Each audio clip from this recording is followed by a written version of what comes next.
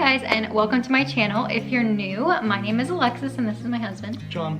And today we're gonna be doing a Military Monday. I told you guys that I would bring him on to my channel so that way he can help answer some questions, because most of my advice that I get and give you guys is from him, because I'm just a wife, I don't know. I'm normally like looking at your questions and being like, oh, let me ask him, and then he tells me the answer, and then I normally tell you guys, unless it's like having to do with wife things or spouse things, then I can answer. But other than that, he's the guy I go to. So just keep in mind, everything I do say, it might not be factual. It's just personal experience for what I have encountered.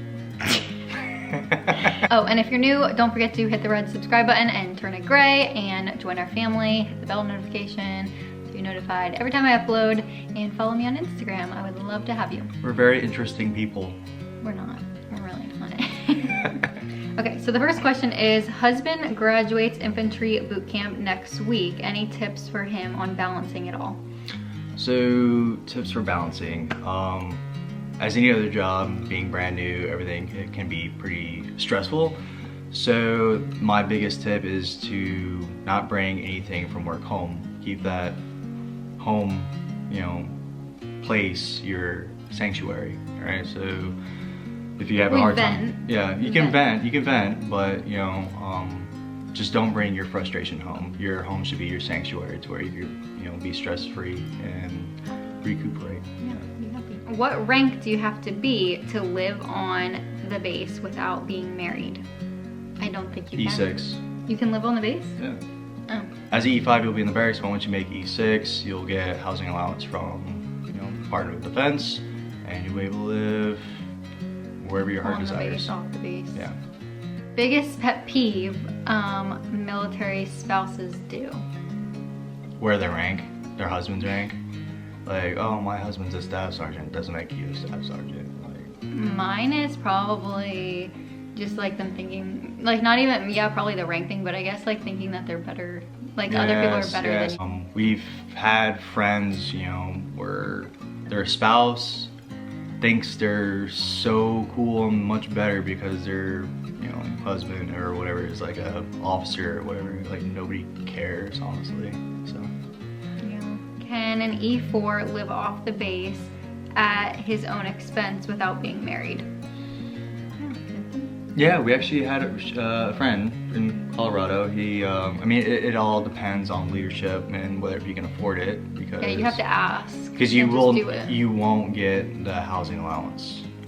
You have to be able to afford it. Yeah, you have to be able to afford it. So, you will maintain the barracks room, but if you want to be smart about it, have a roommate. And yeah. How does your husband deal with working with women in the Army? Treat him like any other soldier. Like, I don't care if you're female, male, black, green, purple, blue, yellow. I don't care. If you're a soldier, it's gonna be professional. I'm gonna treat you the same. No matter as anyone else, I'm gonna treat you the same. That's how it is. Okay.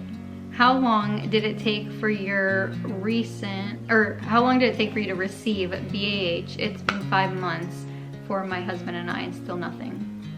Gee. That definitely sounds like a... go to finance? Yeah, it sounds like a S1 finance issue, maybe leadership not doing their job, enforcing or bugging the people that they need to get the ball rolling on that. But yeah, I would definitely bring that up and keep pushing for that, because I mean, you will get back pay, but the sooner the better, so that way you're not struggling paying for finances. Can military spouses use military discounts without their husband being present? Yes, you can. She's obviously done it before, so. Yes, you can. How do you normally find out their duty station, and how do I get info on base housing? So you answer the duty station part, and I'll answer the coming out of basic. Just says, when do you normally find out their duty station, and how do I get into base housing? So basic training, since I've been in, has changed. I know it's like 22 weeks and everything can be different. Everything's different. When I went in, it was like 16 weeks with the basic and AIT combined OSET. So we found out like 2 to 3 weeks before, right?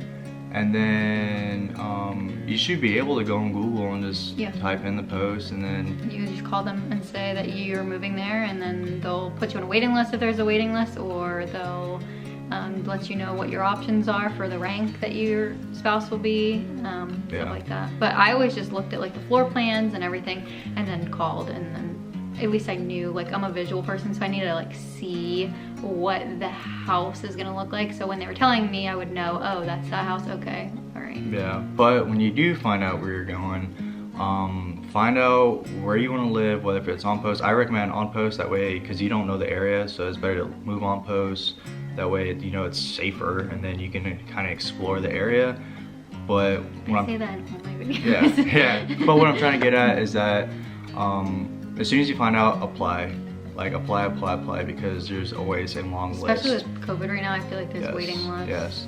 So it was kind of cool. I mean, granted that COVID wasn't in effect at the time, but when we came from Carson to Benning, we applied, what, 2-3 months out? And so as soon as I got there, I had keys in my hand. I mean, granted I had to wait a day, you know, but a day is better than months. Yeah, exactly. So seems better. When you move states, do you have to get a new car license plate? No, you don't. Honestly, you don't. I mean, if you get pulled over, you just show them your military ID. Yeah, like I have my weapons carries out of Georgia, our tags are out of Georgia, but my driver's license is out of Florida, and like, so it's funny because people pull me. I get pulled over for like a tag light being out, and I hand them my Florida driver's license, and I tell them I live at Fort Benning, Georgia, and this and that, they're like weirded out. So no, you don't.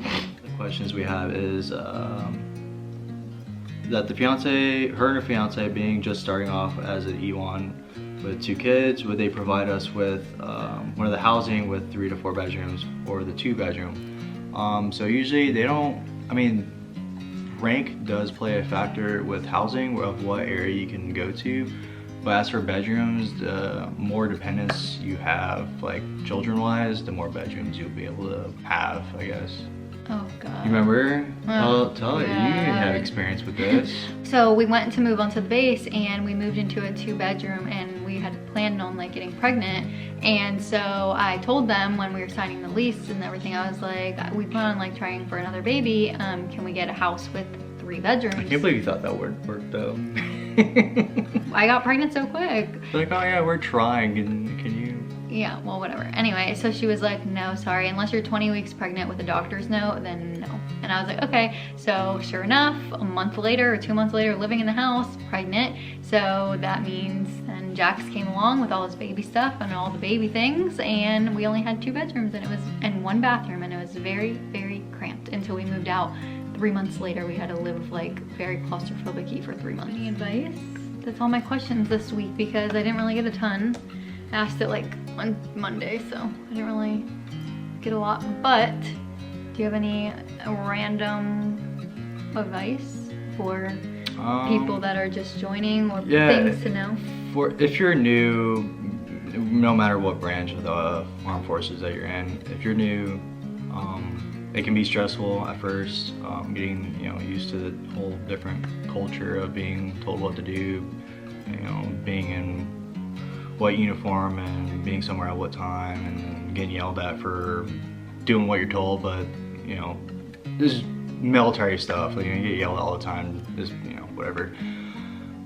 Just like I said earlier, your home is your sanctuary. Just don't bring it home. Your home is to simmer down, relax, enjoy your time with your spouse, kids, whatever the case may be. You like that I do as a military wife? You take care of our kids. Okay. Alright, well, thank you guys so much for watching. Don't forget to subscribe and like this video, and I will see you guys in my next one.